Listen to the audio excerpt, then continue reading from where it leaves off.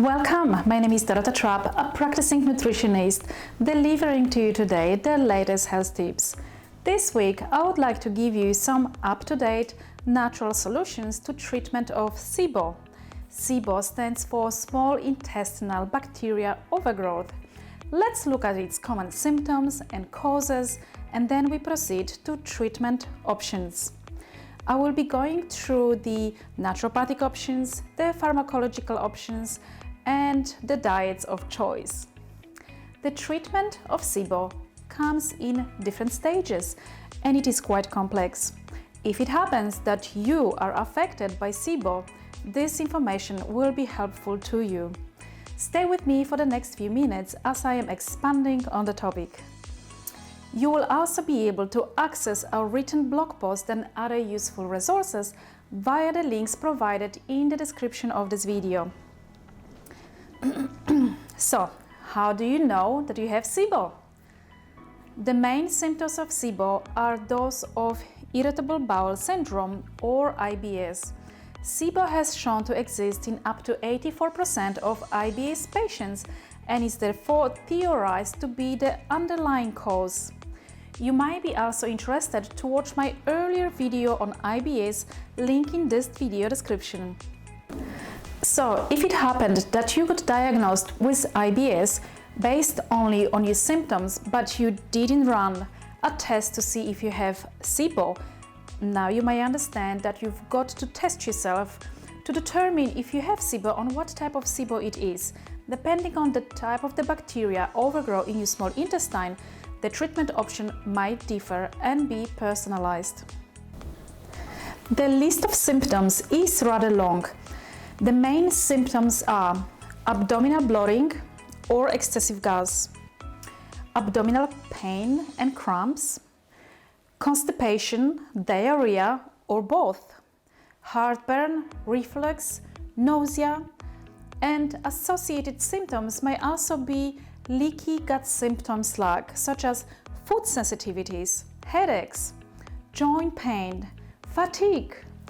You may also experience skin symptoms such as eczema or rashes, respiratory symptoms such as asthma, mood symptoms such as depression or anxiety, and brain symptoms such as autism, as well as malabsorption symptoms such as fatty stools, iron deficiency or anemia, weight loss. So, now let's look at what is small intestinal bacteria overgrowth. It is an accumulation of wrong bacteria in small intestine. It is the overgrowth of bacteria that normally live in other parts of gastrointestinal tract like large intestine, but have abnormally overgrown in wrong location like small intestine. Unlike your large intestine or colon, your small intestine normally has relatively few bacteria due to rapid flow of contents and the presence of bile. You might be aware that small intestine is responsible for most of the digestive processes, absorbing almost all of the nutrients you get from food into the bloodstream. The walls of the small intestine make digestive juices or enzymes that work together with enzymes from the liver and pancreas to do this. So, what are the risk factors and causes of SIBO? Sometimes a cause of small intestinal bacteria overgrowth might be a food poisoning.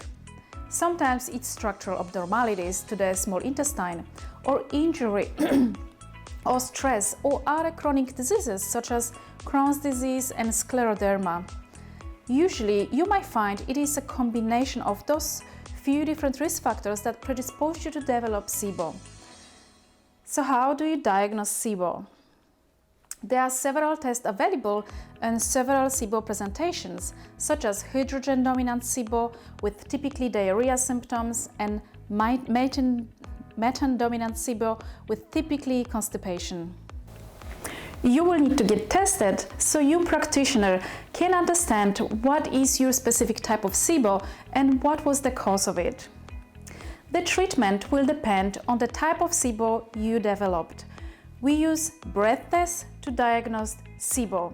Breath tests might be done at facility or with a breast testing machine such as lab or hospital or doctor's office, but it can also be done at home with the kit. The take-home kits can be provided to you by your practitioner.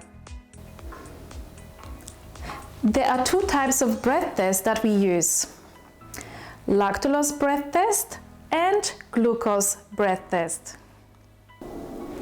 We have arrived to the most important part of this video. How do we treat SIBO? Well, you can treat SIBO with antibacterial treatment of choice. We're looking at, for example, herbal treatment that usually demands 4 to 6 weeks of your time commitment.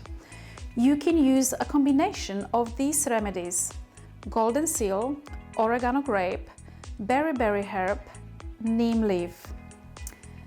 If you use golden seal, make sure that you use higher than normal dosage. I would recommend using 5 grams of this herb a day for a period of 2 to 4 weeks. Other antimicrobials that are very effective are formulas such as ADP Biotics Research Digestive Formula. The dosage would be 6 tablets a day for 2 to 4 weeks. And if it happens you want to use neem leaf, try neem leaf plus formula, which also is a potent deworming medication.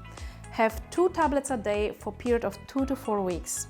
Now, let's look at antibiotic treatment that usually demands 2 weeks of your time commitment. For hydrogen predominant SIBO, the best use is rifloxacin taken for a course of 2 weeks. For maintenance predominant SIBO, you may add metronidazole and do 2 courses of antibiotics in combination with rifloxamine. And this is done at the same time. So rifloxamine antibiotic predominantly stays in small intestine and is really safe to use. It doesn't cause antibiotic resistance and it also decreases inflammation.